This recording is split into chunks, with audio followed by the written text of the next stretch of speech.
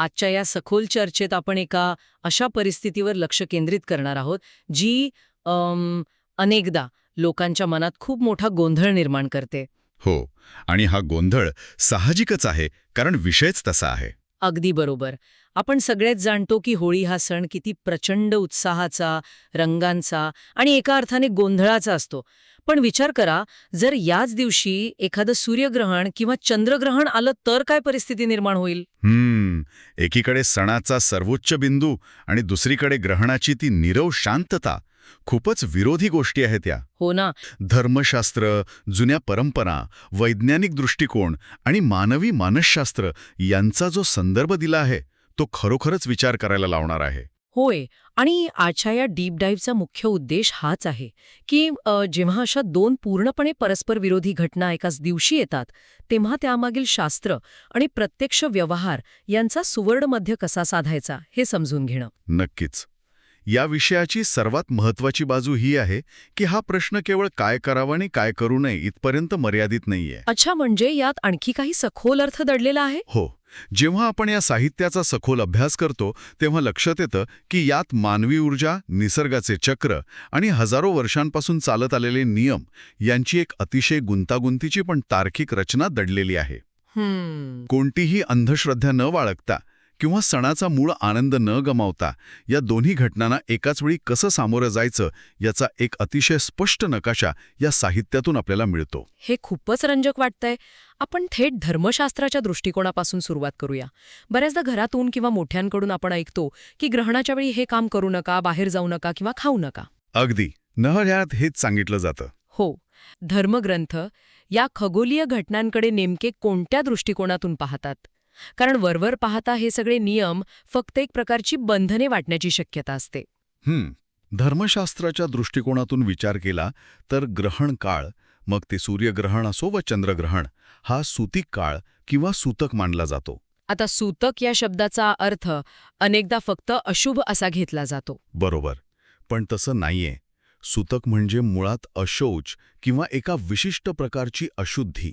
धर्मशास्त्रानुसार हा एक अत्यंत संवेदनशील काळ असतो. संवेदनशील म्हणजे नेमका कसा? या वेळेत पृथ्वीवर येणारी सूर्याची किंवा चंद्राची नैसर्गिक ऊर्जा खंडित होते.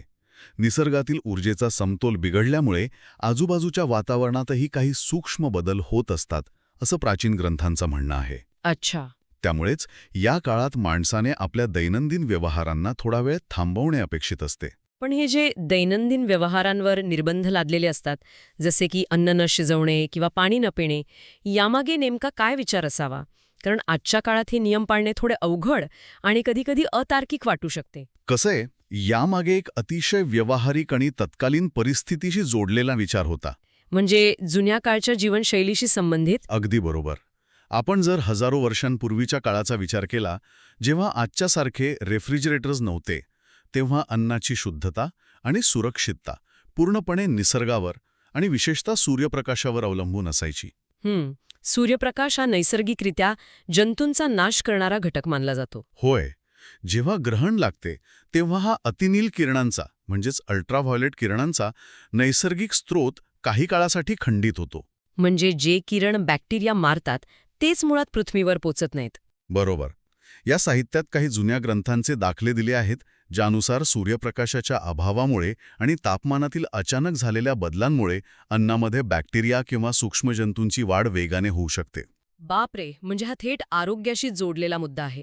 म्हणूनच त्या काळात ग्रहण लागण्यापूर्वी बनवलेलं अन्न टाकून देण्याची किंवा ग्रहण काळात नवीन अन्न न शिजवण्याची प्रथा पडली. आणि पाण्यात तुळशीची पानं टाकण्याची जी पद्धत आहे ती सुद्धा याच कारणासाठी आहे का? हो ना. ती सुद्धा तुळशीच्या अँटीबॅक्टेरियल गुणधर्मांमुळेच आली असावी असा एक खूप तार्किक युक्तिवाद यात मांडला आहे. म्हणजे हे केवळ धार्मिक कर्मकांड नसून त्या काळातील हेल्थ आणि हायजीनशी जोडलेले नियम होते, हे यावरून स्पष्ट होते. पण मग या काळात माणसाने नेमकं काय करावं अशी अपेक्षा असते? कारण शुभ कार्य, देवपूजा आणि मोठे उत्सव तर पुढे ढकलले जातात. इथेच या परंपरेचा खरा गाभा समोर येतो. हा काळ बाह्य जगातील सर्व व्यवहार थांबवून स्वतःच्या आत डोकावण्याचा म्हणजेच आत्मशुद्धीचा काळ मानला जातो. आत डोकावण्याचा म्हणजे ध्यानासारखं काहीतरी? हो. जेव्हा बाहेरच्या निसर्गात एक प्रकारची उलथापालथ सुरू असते, तेव्हा माणसाने आपली ऊर्जा बाहेर खर्च न करता ती आत वळवावी असा यामागचा उद्देश आहे. म्हणूनच अन्न न शिजवणे किंवा उत्सव न करणे यामागे एक प्रकारची सक्तीची विश्रांती आणि शारीरिक संयम आहे. या वेळेत बाह्य गोष्टींऐवजी आंतरिक शुद्धीवर जास्तीत जास्त भर दिला जातो. म्हणजे मंत्रजप, ध्यान आणि स्तोत्रपठण यांसारख्या गोष्टी. अगदी. या गोष्टींना या काळात अधिक महत्त्व दिले जाते, कारण या गोष्टी मनाला शांत करतात आणि एकाग्रता वाढवतात. आणि सर्वात महत्त्वाचा नियम म्हणजे ग्रहण संपल्यानंतर स्नान करूनच स्वतःची आणि आजूबाजूच्या परिसराची शुद्धी केली जाते. हे स्नान म्हणजे केवळ शरीराची स्वच्छता नसून ती एका नव्या ऊर्जेची आणि नव्या सुरुवातीची नांदी मानली जाते, असंच ना? नक्कीच. हा मुळातच घराबाहेर पडून लोकांमध्ये मिसळून आणि प्रचंड शारीरिक ऊर्जा खर्च करून साजरा करण्याचा सण आहे. हो, तिथे शांत बसणे किंवा ध्यान करणे याला काहीच वाव नसतो. मग जेव्हा एकाच दिवशी ही बहिर्मुख ऊर्जा आणि ग्रहणाची अंतर्मुख ऊर्जा समोरासमोर येतात, तेव्हा हा संघर्ष कसा हाताळला जातो? हा एक अतिशय अचूक शब्द तुम्ही वापरलात, बहिर्मुख आणि अंतर्मुख ऊर्जेचा संघर्ष. या साहित्यात या दोन भिन्न विचारधारांचा जो वेध घेतला आहे तो खरोखरच अभ्यासण्यासारखा आहे. म्हणजे होळीचं स्वरूप हे पूर्णपणे एक्सप्रेसिव्ह आहे असं आपण म्हणू शकतो. हो, तिथे मोठा आवाज आहे, शारीरिक हालचाल आहे, सामाजिक देवाणघेवाण आहे. थोडक्यात सांगायचे तर होळीच्या वेळी आपण आपली सर्व ऊर्जा बाहेरच्या जगात मुक्तपणे व्यक्त करत असतो. आणि या उलट ग्रहणाचं स्वरूप हे रिप्रेसिव्ह किंवा संयमाचे आहे. अगदी बरोबर. तिथे मौन आहे, शारीरिक हालचालींवर नियंत्रण आहे आणि एकांत आहे. या दोन्ही गोष्टींचा मूळ स्वभाव एकमेकांच्या पूर्णपणे विरुद्ध आहे. जर आपण या दोन ऊर्जा एकाच वेळी हाताळण्याचा प्रयत्न केला तर तो केवळ गोंधळ निर्माण करेल, नाही का? हो, मानसिक आणि शारीरिक पातळीवर हा ताण नको, म्हणूनच पारंपरिक मतानुसार ग्रहणाच्या वेळी होळीचे रंग खेळणे किंवा कोणताही मोठा उत्सव साजरा करणे टाळायला हवे असे स्पष्टपणे सांगितले जाते. पण व्यावहारिक पातळीवर विचार केला तर कुणालाच आपला आवडता सण सोडून द्यायचा नसतो. वर्षभर लोक ह्या सणाची वाट पाहत असतात. साहजिकच आहे ते. मग अशा वेळी धर्मशास्त्र किंवा या जुन्या परंपरा एखादा मधला मार्ग देतात का, की सण पूर्णपणे रद्द करावा लागतो? नाही, सण अजिबात रद्द करावा लागत नाही आणि इथेच आपल्या पारंपरिक व्यवस्थेची लवचिकता दिसून येते. अच्छा, म्हणजे काहीतरी सुवर्ण मध्य आहे यात. हो, धर्मशास्त्र हे माणसासाठी बनले आहे, माणूस धर्मशास्त्रासाठी नाही. हा विचार यात खूप स्पष्ट आहे. इथे वेळेचं व्यवस्थापनाचा एक अत्यंत सोपा आणि व्यावहारिक नियम लागू होतो. वेळेचे व्यवस्थापन म्हणजे कसं? आपल्याला पूर्ण दिवसासाठी सण टाळायचा नसतो, आपल्याला फक्त तोच काळ टाळायचा असतो ज्याला ग्रहणाचा पर्वकाळ किंवा लागलेला वेळ म्हणतात. म्हणजे ज्या वेळेत ग्रहण प्रत्यक्ष सुरू आहे, फक्त तेवढाच वेळ उत्सवापासून दूर राहायचे असते. हो, हाच तो सुवर्णमध्य आहे जो जुन्या ग्रंथांनीही मान्य केला आहे. आपण हे एका उदाहरणातून समजून घेऊया. समजा एखाद्या दिवशी सकाळी ग्रहण आहे आणि लोकांना रंग मात्र दुपारच्या वेळेत खेळायचे आहेत. अशा परिस्थितीत या नियमांची अंमलबजावणी कशी होते? अतिशय सोपे आहे. जर ग्रहण सकाळच्या वेळेत असेल तर त्या काळात सर्वांनी ग्रहणाचे जे काही संयमाचे आणि शांततेचे नियम आहेत ते पाळावेत. आणि ग्रहण संपल्यावर?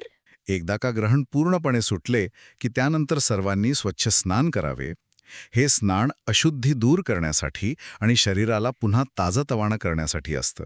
त्यानंतर दुपारच्या वेळी नेहमीच्या उत्साहात ढोल ताशांच्या गजरात आणि आनंदाने रंग खेळायला कोणतीही हरकत नसते. म्हणजे इथे परंपरेचाही मान राखला जातो आणि सणाचा आनंदही हिरावून घेतला जात नाही. खूपच प्रॅक्टिकल आहे हे. हो ना. आणि जर हीच वेळ होलिका दहनाची असेल तर? कारण होलिका दहन हा एक महत्त्वाचा अग्निसंस्कार आहे आणि तो साधारणपणे संध्याकाळी किंवा रात्रीच्या वेळीच केला जातो. जर नेमक्या त्याच वेळी ग्रहण लागले असेल तर तिथे काय उपाय सांगितलाय? होलिका दहनाच्या बाबतीत नियम थोडे अधिक काटेकोर असतात, कारण तो एक धार्मिक विधी आहे. अच्छा, तिथे रंग खेळण्यासारखी सूट नसते. नाही. जर ग्रहणाची वेळ आणि दहनाची वेळ एकच असेल तर तिथे कोणतीही तडजोड न करता ग्रहण पूर्णपणे संपेपर्यंत वाट पाहावी लागते. म्हणजे ग्रहण सुरू असताना होलिका दहन करणे हे शास्त्रसंमत मानले जात नाही. बरोबर. त्यामुळे ग्रहण सुटल्यानंतरच स्नान करावे आणि त्यानंतरच दहनाचा मुख्य विधी पार पाडावा. पण काही वेळा या प्रक्रियेमुळे दहनाची वेळ मध्यरात्रीपर्यंतही पुढे जाऊ शकते ना? हो, जाऊ शकते. पण विधींचे पावित्र्य राखण्यासाठी हे आवश्यक मानले जाते. आजकालच्या धावपळीच्या जीवनात हे वेळेचं व्यवस्थापन लोक कसे करतात? कारण प्रत्येकाला मध्यरात्रीपर्यंत थांबणे शक्य नसते. या साहित्यामध्ये काही आधुनिक दृष्टिकोन किंवा पंचांगाचा वापर कसा केला जातो याबद्दल काय माहिती मिळते? आज आधुनिक समाज यावर एक खूप चांगला उपाय शोधून काढतो. आजकाल लोक पंचांग आणि स्थानिक वेळापत्रक पाहून सणाची वेळ थोडीशी पुढे-मागे करतात. कारण आपल्याकडे भारतात वेगवेगळ्या राज्यात सूर्यास्त आणि ग्रहणाच्या वेळा वेगवेगळ्या असू शकतात. अगदी. त्यामुळे स्थानिक पंचांगानुसार जी वेळ सुरक्षित आणि सोयीची असते ती वेळ निवडली जाते. हे केवळ परंपरेशी सुसंगतच नाही, तर आजच्या व्यावहारिक जीवनात अतिशय सोयीचेही आहे. खूपच छान समन्वय आहे हा. आणि इथे एक गोष्ट प्रकर्षाने नमूद केली पाहिजे, ती म्हणजे या कडक नियमांमधून काही विशिष्ट गटांना नेहमीच सवलत दिली जाते. आणि त्यांच्यासाठी ही लवचिकता का दाखवली जाते? लहान मुले, आजारी व्यक्ती, गर्भवती महिला आणि वयोवृद्ध व्यक्ती यांच्यासाठी हे नियम कधीही कठोर नसतात. म्हणजे त्यांना उपवास किंवा कडक नियम पाळण्याची सक्ती नसते. अजिबात नाही. त्यांच्या जेवणाच्या आणि औषधांच्या वेळा पाळणे हे कोणत्याही धार्मिक नियमापेक्षा जास्त महत्त्वाचे मानले जाते. परंपरा आणि व्यवहार यांची सांगड घालणे याचसाठी आवश्यक असते. हे ऐकून खरंच खूप बरं वाटलं, कारण आपल्या पूर्वजांनी नियम बनवताना ही काळजी नक्कीच घेतली होती की या नियमांमुळे कोणाच्याही आरोग्याला धोका पोचू नये. हो. त्यामुळे या गटांना त्यांच्या गरजेनुसार अन्न-पाणी घेण्याची मुभा पारंपरिक व्यवस्थेत नेहमीच दिलेली असते. आता आपण या सगळ्याचा वैज्ञानिक दृष्टिकोनातून विचार करूया. आतापर्यंत आपण धर्मशास्त्र आणि वेळेचे व्यवस्थापन पाहिले. पण जर आपण आधुनिक विज्ञानाच्या चष्म्यातून पाहिले, तर ग्रहण ही एक खगोलीय घटना आहे. हो, पूर्णपणे खगोलीय घटना आहे. पृथ्वी, सूर्य आणि चंद्र एका रेषेत आल्यामुळे निर्माण होणारी सावलीच एवढेच त्याचे स्वरूप आहे. मग विज्ञानाच्या दृष्टीने होळी खेळणे आणि ग्रहण या दोन गोष्टींचा एकमेकांशी काही संबंध आहे का? किंवा ग्रहणाच्या वेळी बाहेर न पडण्यामागे काही भक्कम वैज्ञानिक कारण आहे का? हा एक अतिशय कळीचा मुद्दा आहे. जर आपण फक्त होळीचे रंग आणि ग्रहण यांचा विचार केला, तर त्यांच्यात थेट कोणताही रासायनिक किंवा भौतिक संबंध नाही. म्हणजे रंगांवर ग्रहणाचा काही परिणाम होत नाही? नाही. ग्रहण ही सावलीचीच घटना आहे. त्यामुळे रंगांवर त्याचा काही परिणाम होत नाही. परंतु इथे डोळ्यांच्या आरोग्याच्या आणि सुरक्षितेचे दृष्टिकोनातून विचार करणे अत्यंत गरजेचे ठरते. अच्छा, म्हणजे डोळ्यांचा आणि ग्रहणाचा संबंध. हो. जेव्हा आपण वैज्ञानिक कारण शोधतो, तेव्हा आपल्याला मानवी शरीराची, विशेषतः डोळ्यांची रचना समजून घ्यावी लागते. म्हणजे डोळ्यांवर होणारा परिणाम हे कसं घडतं? सांगतो. जेव्हा सूर्यग्रहण असतं, तेव्हा वातावरणातला नेहमीचा प्रकाश अचानक कमी होतो. हे एक प्रकारचं खोटं वातावरण तयार करतं. खोटं वातावरण म्हणजे अंधार पडल्यासारखं वाटतं, पण खरं तर दिवसच असतो. अगदी तेच. आपल्या डोळ्यांची जी बाहुली असते, ज्याला आपण प्युपिल म्हणतो, ती प्रकाशाला अतिशय संवेदनशील असते. जेव्हा उजेड कमी होतो, तेव्हा जास्त प्रकाश आत घेण्यासाठी ही बाहुली नैसर्गिकरित्या मोठी होते किंवा प्रसरण पावते. हे तर आपल्याला अंधारात गेल्यावर जाणवतंच. आता होतं काय? सूर्यग्रहण सुरू असताना जरी प्रकाश कमी वाटत असला, तरी सूर्याकडून येणाऱ्या अतिनील किरणांची म्हणजेच अल्ट्राव्हायोलेट किरणांची तीव्रता अजिबात कमी झालेली नसते. आणि बाहुली मोठी झाल्यामुळे हे घातक किरण थेट डोळ्यात शिरतात. अगदी बरोबर. जेव्हा तुम्ही ग्रहणाच्या वेळी आकाशाकडे पाहता, तेव्हा मोठी झालेली बाहुली या घातक अल्ट्राव्हायोलेट किरणांना मोठ्या प्रमाणावर थेट रेटिनापर्यंत पोहोचू देते. बापरे, हे तर खूपच धोकादायक आहे. हो. सामान्य दिवसात जेव्हा आपण सूर्याकडे पाहतो, तेव्हा प्रखर प्रकाशामुळे आपण लगेच डोळे मिचकावतो किंवा नजर वळवतो, ज्याला आपण ब्लिंक रिफ्लेक्स म्हणतो. नैसर्गिक बचाव यंत्रणा आहे ती आपली. पण ग्रहणाच्या वेळी प्रकाश कमी असल्यामुळे हा नैसर्गिक ब्लिंक रिफ्लेक्स काम करत नाही. त्यामुळे आपल्याला कोणताही त्रास न जाणवता आपण सूर्याकडे पाहत राहतो आणि काही सेकंदातच रेटिना जळण्याची किंवा कायमची दृष्टी जाण्याची शक्यता निर्माण होते. हे खरोखरच भयंकर आहे. याला विज्ञानाच्या भाषेत सोलार रेटिनोपॅथी म्हणतात. आणि जर आपण होळीचा विचार केला तर होळी खेळताना लोक उघड्यावर घराबाहेर असतात. हो, आणि सगळीकडे नुसता गोंधळ असतो. एकमेकांच्या मागे धावताना, रंग उधळताना साहजिकच त्यांची नजर सतत इकडे तिकडे अगदी आकाशाकडेही जाऊ शकते. अशा वेळी जर सूर्यग्रहण सुरू असेल तर नकळतपणे डोळ्यांना इजा होण्याचा धोका कित्येक पटींनी वाढतो. नक्कीच. उत्सवाच्या गोंधळात आणि उत्साहात कोणीही सूर्यग्रहणाकडे पाहण्यापासून स्वतःला रोखू शकणार नाही, विशेषतः लहान मुलं. मुलांवर लक्ष ठेवणं तर जवळपास अशक्यच होऊन जातं अशा वेळी. तुम्हाला भलेही प्राचीन काळात त्यांना सोलर रेटिनोपॅथी हा शब्द माहीत नसेल, पण उघड्या डोळ्यांनी ग्रहणाकडे पाहिल्याने दृष्टी जाते हे निरीक्षणातून त्यांच्या नक्कीच लक्षात आले असावे. आणि म्हणून त्यांनी ते धर्माशी जोडलं. हो, म्हणूनच अशा खगोलीय घटनांच्या वेळी लोकांना सुरक्षित ठेवण्यासाठी सक्तीने घरात बसवण्याचे नियम धर्माच्या चौकटीत बसवून लागू केले गेले असावेत.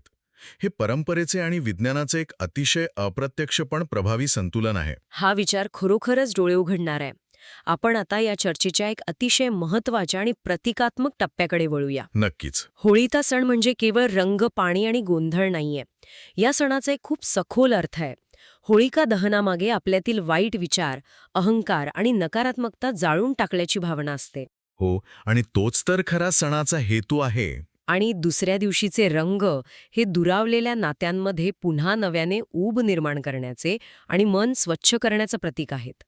साहित्यात एक अतिशय सुंदर विचार मांडला आहे की जर ग्रहणामुळे आपल्याला सणाची वेळ थोडी बदलावी लागली तरी या सणाचा जो मूळ अर्थ आणि जो मुख्य संदेश आहे तो अजिबात बदलत नाही. या संपूर्ण साहित्यातील हा सर्वात सुंदर आणि सकारात्मक भाग आहे असं मला वाटतं. हो ना?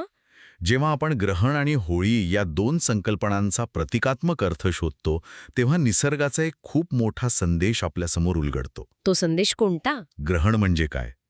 तर तो प्रकाशावर आलेला एक तात्पुरता अडथळा आहे. तो एक नैसर्गिक अंधार आहे जो काही काळासाठी सगळं काही थांबवून ठेवतो. हां. आणि होळी म्हणजे काय? होळी म्हणजे प्रकाशाचा, रंगांचा, आनंदाचा आणि वाईटावर चांगल्याच्या विजयाचा उत्सव आहे. जेव्हा या दोन घटना एकाच दिवशी येतात तेव्हा तो केवळ एक योगायोग नसून ती एक प्रतिकात्मक शिकवण असते. ती शिकवण म्हणजे अंधार आणि प्रकाशाचा हा खेळ, निसर्गाचा नियम आहे, हेच ना? अगदी तेच.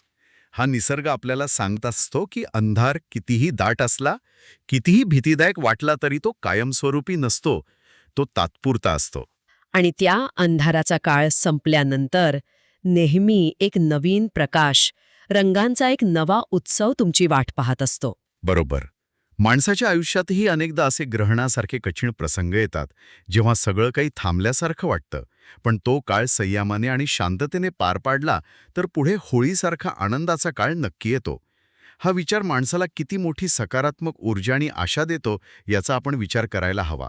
खरोखर हा दृष्टिकोन अतिशय प्रेरणादायी आहे. जर आपण आत्तापर्यंतच्या संपूर्ण चर्चेचा गोषवारा काढायचा म्हटला तर अंतिम सार हेच निघते की ग्रहण आणि होळी एकाच दिवशी आली म्हणून घाबरून जाण्याचे किंवा सण रद्द करण्याचे कोणतेही कारण नाही. अजिबात नाही. आपल्याला फक्त एक साधा सुवर्ण मध्य साधायचा आहे. हो, ग्रहणाच्या वेळेत शांतता, संयम आणि सुरक्षिततेचे नियम पाळावेत आणि तो काळ पार पडल्यानंतर स्वच्छ होऊन नव्या ऊर्जेने आणि दुप्पट उत्साहाने आपला सण साजरा करावा. नक्कीच. यातून आपण एक गोष्ट शिकतो, ती म्हणजे संतुलन. कोणत्याही गोष्टीचा अतिरेक टाळून परिस्थितीनुसार स्वतःला बदलता येणे हेच तर जिवंत परंपरेचं लक्षण आहे. अगदी खरंय. या चर्चेतून आपण पाहिले की यामागे केवळ अंधश्रद्धा नसून तत्कालीन आरोग्य, वेळेचं व्यवस्थापन, डोळ्यांची वैज्ञानिक सुरक्षता आणि एक अत्यंत सखोल मानसशास्त्रीय विचार दडलेला आहे. माहितीच्या या युगात गोंधळून न जाता योग्य तो सुवर्णमध्य कसा काढावा याचे हे एक उत्तम उदाहरण आहे. हो, आणि श्रद्धा आणि विज्ञान एकत्र कसे चालू शकतात हेही यातून दिसतं. आणि ह्या सगळ्याच्या शेवटी आपण एक अतिशय वेगळा आणि विचार करायला लावणारा मुद्दा उपस्थित करूया. आपण आत्ताच ग्रहणाचा अंधार आणि होळीच्या प्रकाशाचा जो प्रतिकात्मक संदेश पाहिला त्यावरून समाजशास्त्राच्या आणि मानसशास्त्राच्या दृष्टिकोनातून एक नवा विचार समोर येतो. तो कोणता विचार? विचार करा, प्राचीन काळात आपल्या पूर्वजांनी मोठे सण आणि या खगोलीय घटना यांची जी सांगड घातली आणि जे नियम बनवले त्यामागे केवळ धार्मिक किंवा वैज्ञानिक कारणे नसून एखादी अज्ञात सामाजिक किंवा मानसिक व्यवस्था तर नसेल. हे खूप खोल आहे. निसर्गाच्या चक्राशी, त्यात अचानक होणाऱ्या बदलांशी आणि कधीकधी येणाऱ्या या अंधाराशी माणसाला मानसिकदृष्ट्या जोडण्याची ही एक प्राचीन पद्धत तर नसेल. म्हणजे संकटांना सामोरं जाण्याची तयारी. हो, जेव्हा एखादे मोठे संकट येते तेव्हा शांत राहणे, संयम बाळगणे आणि संकट टळल्यानंतर पुन्हा एकदा उठून नव्याने उत्सव साजरा करणे म्हणजेच लवचिकता किंवा ज्याला आपण रेझिलियन्स म्हणतो ते शिकवण्याची एक पद्धत असू शकते का? नक्कीच असू शकते.